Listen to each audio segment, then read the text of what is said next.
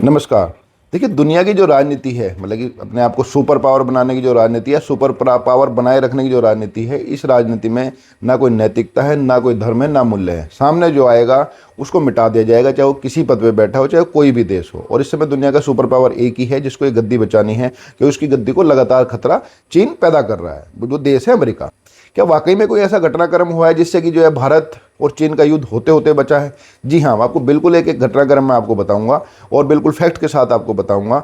आपको नमस्कार, आपसे एक अनुरोध है, इस वीडियो को जो है लाइक कीजिए, सब्सक्राइब कीजिए और कमेंट कीजिए। जो चीज़ अगर आपको पसंद आ रही है वो बताइए, वो आगे कंटिन्यू की जाएगी। जो चीज़ आपको पसंद नहीं आई कृपया करके कमेंट में जरूर बताएं, उसको मैं रिपीट नहीं करूंगा और उसमें सुधार करूंगा। ये चैनल आपका ही है, तो आपसे इतने सहयोग की उम्मीद है कि आप सब्सक्राइब करेंगे और अच्छी लगे या बुरी लगे कमेंट जरूर करके बताएंगे और लाइक करेंगे। नमस्कार। तो अब आकर पूरी वीडियो की आपकी मैं जानकारी देता हूँ। देखिए, आप ये कहेंगे कि ऐसा कैसे हो सकता है किसी देश के प्रधानमंत्री की हत्या हो, या कोई देश तीसरा देश ये कैसे तय कर सकता है कि भाई कोई देश आपस में युद्ध लड़े या ना लड़े?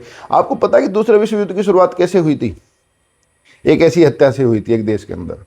अब ये जान के मान करके चलिए कि जो भारतीय प्रधानमंत्री हैं नरेंद्र मोदी, फिलहाल वो देश के अंदर जो लोकप्रिय तो हैं ही, दुनिया भर में जो उनकी अप्रूवल रेटिंग है वो सबसे ज़्यादा है।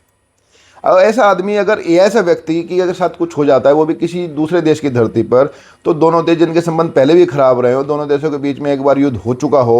हालांकि उस युद्ध से पहले जो है भारत चीन भाई भाई का नारा लगता था, लेकिन 62 युद्ध के बाद संबंध खराब हुए। हाल में भी डोकलाम का विवाद हुआ, लेकिन फिर भी राजनीतिक रूप से दोनों देशों में बातचीत थी और ट्रंप के टैरिफ के चक्कर में अब वो फिर से साथ भी आ रहे थे। और इनके साथ आने से सत्ता किसी की हिलने लगी थी, क्योंकि भारत और चीन इतनी बड़ी ताकत है और इतनी बड़ी आबादी है दुनिया भर की कि बाजार तो सारा इन्हीं के पास है।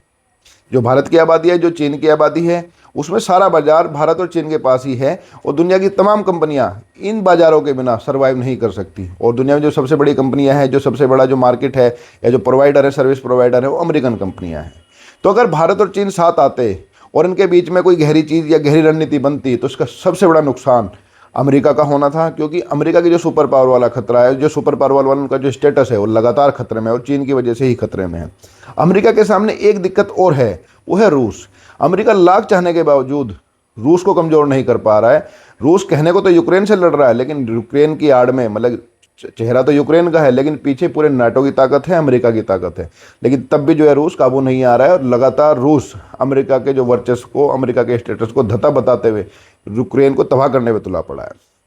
तो अगर रणनीति ये बताई जा रही है, जो जानकार है उनका ये मानना है कि रणनीति ये थी कि भारत और चीन को आमने सामने कर दिया जाए, ताकि जो भारत और चीन है रूस की मदद ना करें। इस समय सबसे ज़्यादा तेल खरीद करके रूस, और रूस की जो मदद कर रही है, जो पैसे में जो मदद हो जा रही है, वो चीन और भारत कर रहे हैं। सबसे ज़्यादा उनका जो रूस है, जिस पे अमेरिका ने प्रतिबंध लगाया हुआ है, रूस का जो तेल है यही दोनों देश खरीद रहे हैं और दूसरी मदद भी दोनों देश कर रहे हैं उसको। तो रणनीति ये है, जो खुफिया सोर्सेज ये बता रहा है कि रणनीति ये बनाई गई कि भारत और चीन को तो आमने सामने कर दिया जाए, और ताकि रूस अलग थलग पड़े, रूस वहाँ कमज़ोर हो जाए, यहाँ भारत और चीन एक दूसरे के सामने है, ताकि अमेरिका का जो इस एरिया में फिर से वर्चस्व है वो फिर से बढ़ सके और भारत को अमेरिका की मदद की जरूरत हो। इसलिए पूरा का पूरा कोवर्ट ऑपरेशन तैयार किया गया, जो सोर्सेज के अनुसार जानकारी आ रही है। इस कोवर्ट ऑपरेशन की, मतलब कोवर्ट ऑपरेशन जो जिसको मोदी को मारना था, किल टू मोदी जिसका नाम रखा गया, लोटस, जो अब जानकारी आ रही है कि इसका जो नाम रखा गया ऑपरेशन लोटस, क्योंकि जो भारत है, भारतीय जनता पार्टी है, इसका जो निशान है कमल का फूल, और कमल के फूल के सबसे बड़े जो प्रतीक हैं इस टाइम भारत में राजनीतिक रूप से नरेंद्र मोदी है। तो जो सोर्सेज के अनुसार जो जानकारी आ रही है कि ऑपरेशन लोटस, एक इसको नाम दिया गया इस पूरे कोवर्ट ऑपरेशन को, इसके तहत नरेंद्र मोदी की हत्या चीन के अंदर होनी थी एससीओ समिट में, जो 31 अगस्त से 1 सितंबर के बीच में वो चीन में थे। उस दौरान अगर उनकी हत्या वहाँ पे हो जाती तो भारत और चीन के संबंध न केवल खराब होते बल्कि हो सकता है युद्ध की भी नौबत आ जाती। क्योंकि भारत में कोई भी सरकार बनती है, कोई भी कार्यवाहक प्रधानमंत्री बनता या नया प्रधानमंत्री बनता, वो नरेंद्र मोदी की हत्या का बदला लिए बिना रह ही नहीं सकता था, क्योंकि उनकी जो लोकप्रियता है भारी दबाव होता।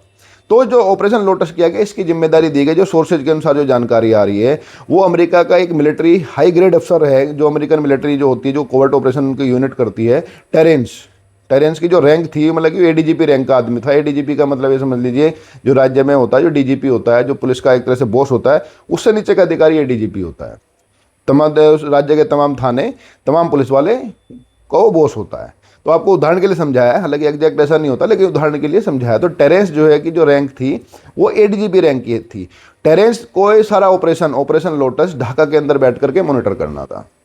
लेकिन क्योंकि देखिए दुनिया में इतना जो गहमा गहमी चल रही है, उसमें तो दुनिया की जो महाशक्तियां हैं उनके पास पूरा का पूरा लगातार, वही भी उनकी जो एजेंसियां लगातार मिशन पे रहती हैं। तो इस मिशन की जानकारी किसी तरह से, क्योंकि देखिए रूस इस बात को समझ रहा था कि भारत और चीन का एक साथ आना वो कहीं ना कहीं अमेरिका को अखरेगा, और रूस ये भी जानता था कि इन दोनों देशों के बीच में अगर संबंध खराब हुए तो उसका सबसे बुरा असर रूस के ऊपर ही पड़ेगा। तो रूस की खुफिया एजेंसी भी पूरी तरह से चौकन्नी थी, और जो ताशकंद में हो चुका था रूस वो दोबारा दोहराना नहीं चाहता था बिल्कुल भी। ताशकंद में लाल बहादुर शास्त्री की हत्या हुई थी, सब जानते हैं। उसका आरोप भी जो है, उसके बदनामी भी रूस को झेलनी पड़ी थी, हालांकि वो ऑपरेशन वो CIA ने किया था वो। तो रूस वो ताशकंद में चीन के अंदर नहीं दोहराने देना चाहता था कि चीन और भारत के संबंध खराब ना हो जाए और रूस पे फर्क ना पड़े। तो रूसी खुफिया एजेंसी को इस ऑपरेशन लोटस की भनक लग गई।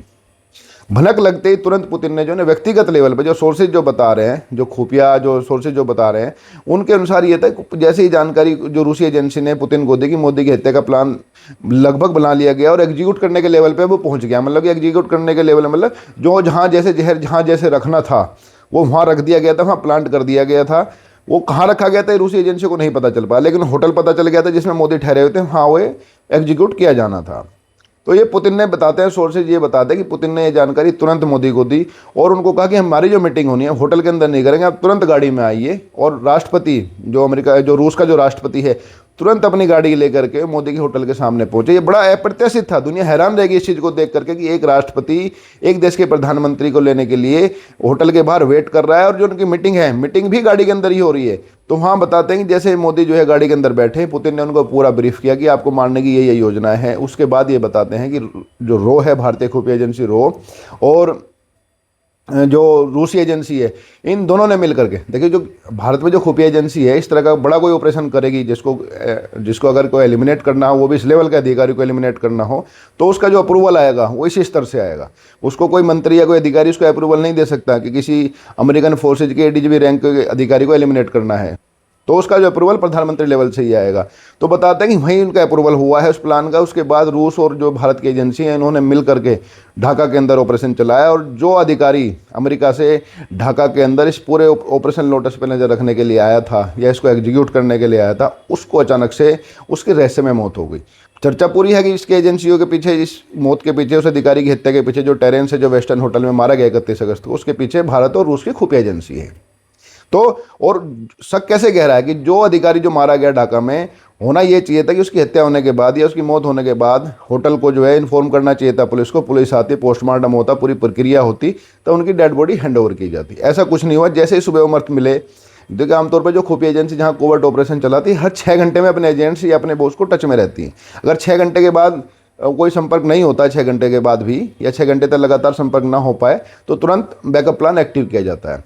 तो जैसे 6 घंटे बाद एजेंट्स को दूसरों को पता चला, उन्होंने टेरेंस की बॉडी रिकवर की, तो तमाम सिस्टम को धत्ता बताते हुए, तमाम प्रोटोकॉल तोड़ते हुए, स्थापित परंपराओं को तोड़ते हुए एक गाड़ी वहाँ पर आकर के लगी होटल के नीचे, और उसकी डेड बॉडी को उठा करके सीधा अमेरिकन एम्बेसी ले जाया गया। ना किसी पुलिस ने, ढाका पुलिस ने उनको रोका, ना किसी अधिकारी ने कुछ कहा, ना कोई रिपोर्ट हुई, और वो होटल का कमरा भी ऐसा साफ कर दिया गया जैसे वहाँ कोई कुछ हुआ ही नहीं था, और अमेरिका ने एक शब्द भी उस पर नहीं बोला, और उनकी डेड बॉडी को अमेरिकन एम्बेसी के अंदर ले जाकर क्या गया किसी को नहीं पता है। मतलब कि एक ADGP रैंक के अधिकारी की हत्या हुई, हत्या की ना कोई रिपोर्ट है, ना कोई जानकारी है, क्यों मौत हुई कुछ नहीं है, डेड बॉडी को उठाया गया, अमेरिकन एम्बेसी भेजा गया और वहाँ से गायब कर दी गई।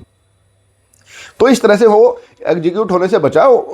जो ऑपरेशन लोटस था जिसमें मोदी की जान लेने की तैयारी जो इस अधिकारी ने की थी, तो उसके तहत अब भारत और चीन के आमने सामने आने से भी बच गए, क्योंकि अगर अमेरिका के अगर किसी भी देश के जिसने भी ये प्लान बनाया था, सबको CIA पे है, क्योंकि अमेरिकन अधिकारियों ने ढाका में उस समय करके आ रहा था, तो सबको CIA पे, अगर ये प्लान सफल हो जाता, जैसे ताशकंद के अंदर प्रधानमंत्री को मार दिया गया था, शास्त्री जी को जो है, अगर यहाँ पे मार दिया जाता, तो आज का दौर जो है भारत और चीन आमने सामने आते, और चीन और आमने सामने आने का सबसे जो बड़ा फायदा था वो अमेरिका को होना था, और सबसे बड़ा नुकसान रूस को होना था।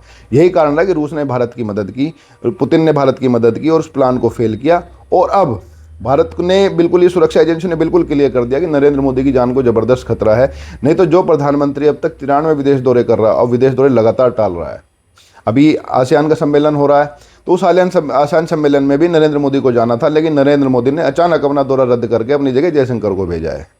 तो अब सुरक्षा एजेंसियों ने नरेंद्र मोदी के विदेश दौरे पर लगता है लगभग अघोषित प्रतिबंध लगा दिया कि जब तक कि तमाम खतरे, तमाम जिस तरह के जो जितने कोवर्ट ऑपरेशन हुए हैं, जब तक इस कोवर्ट ऑपरेशन जो ऑपरेशन लोटस की पूरी जानकारी है कहाँ कहाँ तक की तैयारी थी, जब तक पूरी नहीं लग जाएगी, अब प्रधानमंत्री को विदेश दौरा नहीं करेंगे ताकि कोई उनकी सुरक्षा को खतरा ना हो। चलो, ये बहुत अच्छी बात रही कि पुतिन ने इसमें भारत की मदद की और अपना जो एक दोस्त होने का जो फ़र्ज़ वो निभाया, और जो अमेरिकन वो अधिकारी जो इस पूरे ऑपरेशन की जो निगरानी के लिए आया था सूत्रों के अनुसार, वो उसको वहीं मार दिया गया ढाका के अंदर, और प्रधानमंत्री सुरक्षित भारत लौट आए। बल्कि लौट आने के बाद उन्होंने कहा भी था कि भाई मेरे लौट आने से जो खुश होकर के ताली बजा रहे हो, इसका कारण क्या है कि मैं लौट आया या मैं गया था। तो वो उनका अंदाज है कहने का, उन साफ साफ उनके चेहरे पे जो तनाव दिख रहा था, कहते हैं उनको साफ साफ था कि उन्हें था कि वो बचकर आए हैं, उनकी जान बच करके वो आई है। तो चलिए, कोई नया अपडेट इसमें होगा तो आपको बताऊंगा। तब तक के लिए नमस्कार। सब्सक्राइब जरूर करें, कमेंट जरूर करें। नमस्कार।